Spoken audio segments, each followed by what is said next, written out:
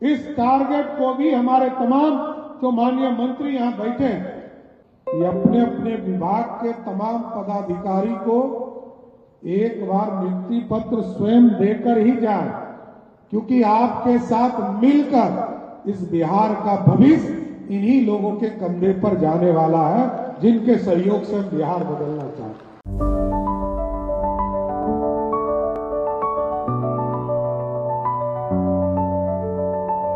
Goal the result. नमस्कार, news foundation देख रहे हैं और मैं हूं आपके साथ रंजन सिंह। बिहार के मुख्यमंत्री सम्राट चौधरी ने अपने मंच से ही मंत्रियों को टास्क दे दिया है।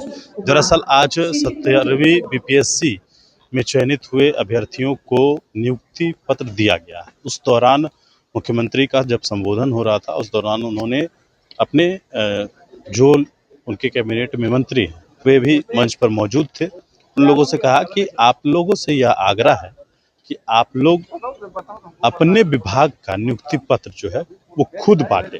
दरअसल सम्राट चौधरी जब मंच से संबोधन कर रहे थे तब उन्होंने अपने मंत्रियों को टास्क दिया है। क्या कुछ कहा है वो बयान आप सुनिए। कुमार जी ने जब इसकी घोषणा की थी 2020 में कि हम 10 लाख सरकारी नौकरी और 10 लाख रोजगार देंगे, तो लोगों को भरोसा नहीं होता था।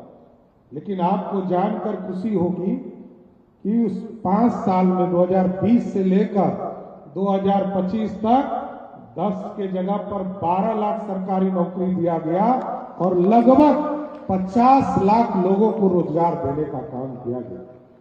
इस बार हम लोगों की एनडीए की सरकार ने तय किया 2025 के मैनिफेस्टो में कि हम अगले 5 वर्षों में 2025 से लेकर 2030 तक हमारी सरकार आदरणीय नीतीश कुमार जी और आदरणीय मोदी जी के मार्गदर्शन में बिहार के नौजवानों को सरकारी नौकरी और रोजगार 1 करोड़ नौजवानों को इससे जोड़ने का काम किया जाएगा।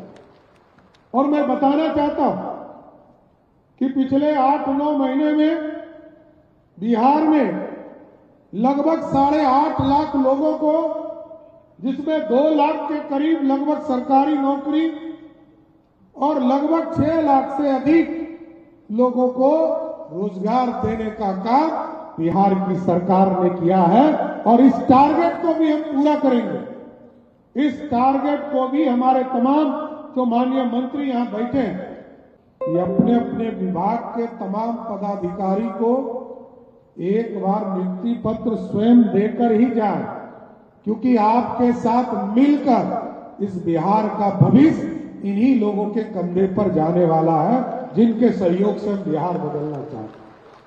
और आगे भी लक्ष्य है साथियों, क्योंकि इस बिहार को लोगों ने देखा, जिस बिहार में 6,000 करोड़ का, मैं तो जब पहली बार सदन में आया था तो बिहार में 6,000 करोड़ का बजट हुआ करता था साथियों, और 6,000 करोड़ के बजट में 4,000 करोड़ रुपया रॉयल्टी आता था, मात्र 2,000 करोड़ रुपया हम टैक्स वसूली करते थे साथियों। और तब झारखंड और बिहार एक था। और आपको जानकर आश्चर्य होगा, आदरणीय विजेंद्र राव यहां बैठे हैं, लंबे समय से सदन में हैं, और आपको जानकर खुशी होगी कि जिस बिहार में मात्र 13% रेवेन्यू था, कोई अर्थव्यवस्था का संसाधन नहीं था, और कई लोग आते हैं चर्चा करते हैं कि बिहार इसी तरह पिछड़ा था, पिछड़ा नहीं था। इसी बिहार में टाटा था, इसी बिहार में धनबाद था, इसी बिहार में बोकारो था। नेतृत्व नहीं था, जिसके चलते बिहार नहीं बदल पाता था। श्री बाबू के बाद सरदेव कर्पूरी ठाकुर जी ने सामाजिक न्याय की बात किया, नीतीश कुमार जी ने तमाम चीजों को जोड़ने का काम किया, चाहे वो सामाजिक न्याय हो या नौजवानों को मुख्य धारा में लाने की बात हो, और अर्थव्यवस्था को एक तरह से व्यवस्थित करने का काम करना हो।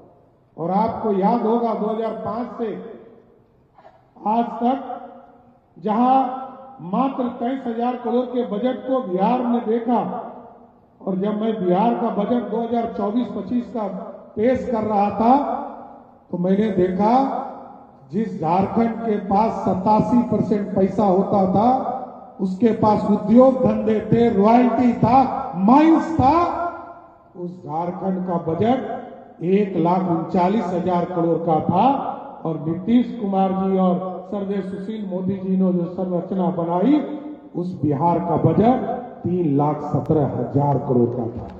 और आज तो बढ़कर आदरणीय विजेंद्र बाबू यहां बैठे,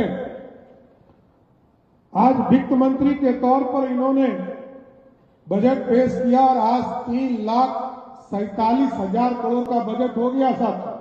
और इसके बाद भी लगातार हम लोग प्रयास कर रहे हैं, चाहे वो रोड के इंफ्रास्ट्रक्चर का क्षेत्र हो, जिसमें हम लोगों ने बड़ा अमाउंट लेकर लगभग 21,000 करोड़ किया, एक तरह से सहायता लिया है, जिसके माध्यम से हम आगे बढ़ा रहे हैं। टाउनशिप की कल्पना नहीं थी।